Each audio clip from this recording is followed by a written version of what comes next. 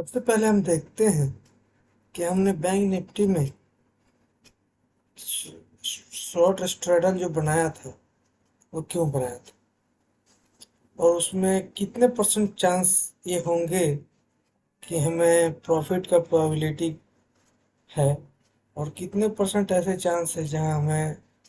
नुकसान की संभावना है। और साथ में यह भी देखेंगे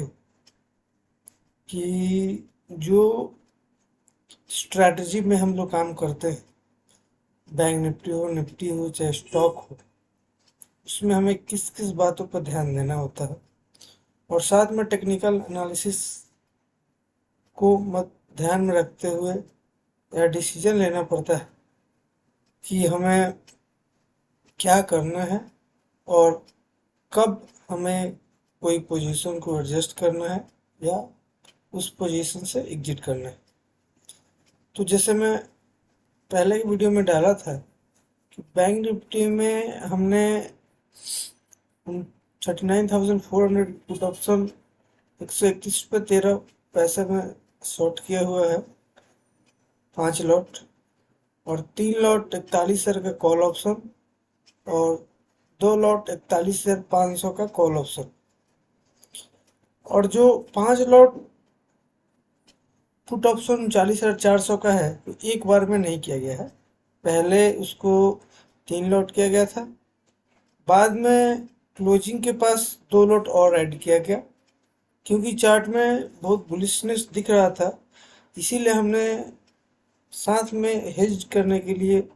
ऊपर में थोड़ा और लिवरेज देकर हमने 41,500 का कॉल शॉर्ट किया क्योंकि 41,000 कॉल ऑप्शन क्या पड़ता था, क्योंकि हमारे पुट ऑप्शन से काफ़ी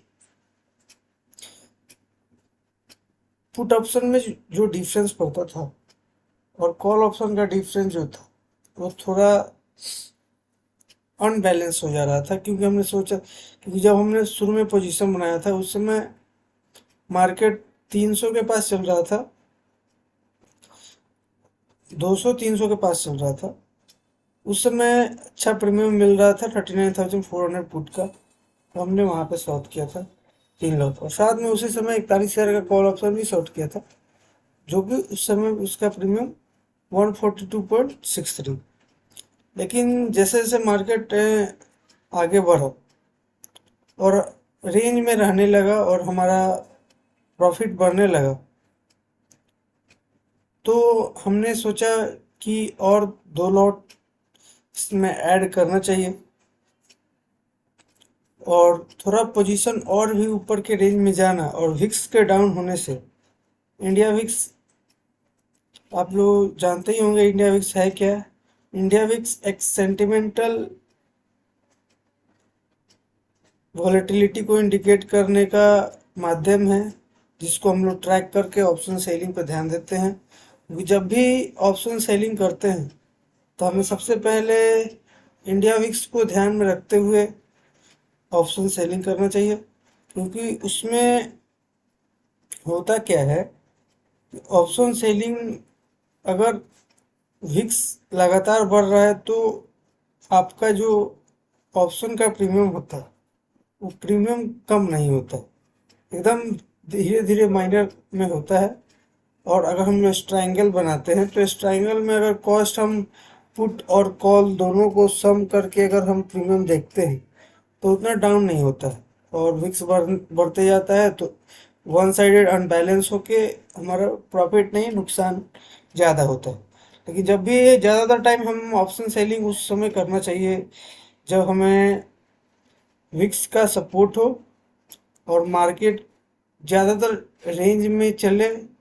और कहीं ना कहीं ब्रेकआउट ना दे और ब्रेकआउट का कंडीशन क्रिएट हो, उस समय हमें ट्रायंगल नहीं बनाना चाहिए,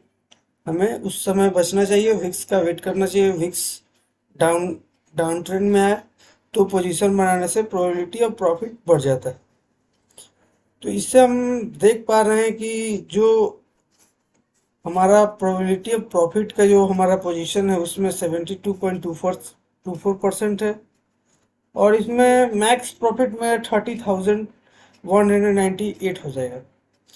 लेकिन हम इतना समय वेट नहीं कर सकते, 30,000 का हमें वेट नहीं करना है। हम इसमें से 60 to 70% प्रीमियम अगर हमें मिल जाता है 1 से 2 दिन तक, सोमवार या मंगलवार तक, तो हम इसमें से एग्जिट कर जाएंगे और फ्रेश नया पोजीशन बनाने के बारे में सोचेंगे। क्योंकि कभी कभी क्या होता है कि हम जीरो करने के चक्कर में बहुत बार काफ़ी ज़्यादा अप एंड डाउन होने लगता है, जिसके कारण से पोजीशन मैनेज करने के लिए एडिशनल मार्जिन लगाना पड़ जाता है। कभी कभी होता है कि आपको 21,000 दिख गया, फिर से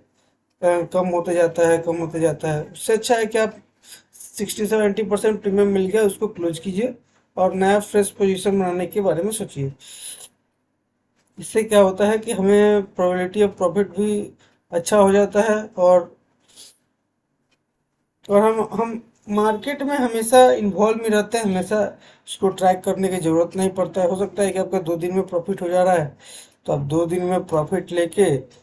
वेट कीजिए अपने पोजीशन, नया पोजीशन क्रिएट करने के लिए। चाहे कोई छोटा मोटा ट्रेड बनता है तो ट्रेड कीजिए, अदरवाइज क्योंकि जितना समय आप मार्केट में रहेंगे रिस्क तो हमेशा इन्वॉल्व रहेगा। तो आप कोशिश यही करें कि सही मौके का तलाश करते रहें, मार्केट में ट्रैक करते रहें। और अगर ऑप्शन सेलिंग है तो वैसे नॉर्मली कोई भी option out of the money का सेल करता है तो प्रोबेबिलिटी ऑफ प्रॉफिट ज़्यादा रहता है, लेकिन साथ में उसको कुछ एडजस्टमेंट के बारे में बार बार सोचते रहना पड़ता है, देखते रहना पड़ता है, जिससे कि उसका जैसे अभी 70% प्रोबेबिलिटी है, अगर हम अच्छा से एडजस्ट करें तो इसका 1 से 2 दिन के बाद एक प्रोबेबिलिटी ऑफ प्रॉफिट 80% हो जाएगा। आप अगर अच्छा से एडजस्ट करने भी जाए तो 85 to 90% प्रोबेबिलिटी हो जाता है आपका इसमें विनिंग का। और ऐसे ही जब भी पोजीशन बनाए तो पहले उसका प्रोबेबिलिटी ऑफ प्रॉफिट चेक कर ले, कहाँ रिस्क होगा, कैसे उस रिस्क को मैनेज किया जाए, इसके बारे में सोच के अगर पोजीशन बनाया जाए तो काफ़ी अच्छा हो सकता है। ऐसे ही आने वाले वीडियो में इसके बारे में और इस पोजीशन को कैसे एडजस्ट किया गया, एडजस्ट करने का ज़रूरत पड़ा या बिना एडजस्ट किए हुए इसमें हमारा टारगेट आ जाता है, तो हम इसके बारे में भी अपडेट करेंगे। Thank you for joining. Please like and subscribe my channels. Thank you.